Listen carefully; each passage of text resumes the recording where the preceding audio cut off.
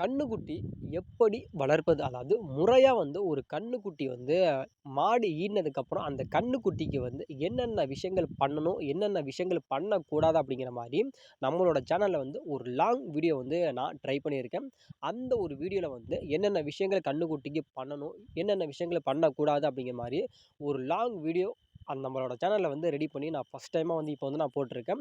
அந்த வீடியோவ போய் நீங்க பார்த்தீங்க அப்படின்னா, அதாவது மாடு வளர்க்குற அனைவருக்குமே அந்த ஒரு பதிவு ரொம்ப ரொம்ப ஒரு யூஸ்ஃபுல்லான ஒரு பதிவா இருக்கும். அதாவது சில பேருக்கு மாடு கண்ணு ஈனதுக்கப்புறம் அந்த கன்னுக்குட்டிக்கு என்னென்ன பண்ணணும்? என்னென்ன பண்ணக்கூடாது? அப்படிங்கிற மாரி சிலருக்கு தெரியல. அதாவது இதுக்கு முன்னாடி வளர்த்துக்கிட்டு வராங்க. அதாவது காலங்காலமா வளர்த்துக்கிட்டு வரவங்களுக்கு அதோட வழிமுறைகள் அப்படிங்கிறது தெரியும். அதாவது புதுசா மாடு வாங்கி வளர்க்க ஆசைப்பட்டு அவங்க வளர்க்குறாங்க பாத்தீங்களா, அவங்களுக்கு என்னென்ன விஷயங்கள் அந்த கன்னுக்குட்டிக்கு பண்ணணும், பண்ணக்கூடாது அப்படிங்கிற மாரி யாருக்குமே தெரிய மாட்டேங்குது. அதனால இந்த ஒரு பதிவு உங்களுக்கு ரொம்ப ரொம்ப யூஸ்ஃபுல்லா இருக்கும். அந்த ஒரு வீடியோ நீங்க மறக்காம போய்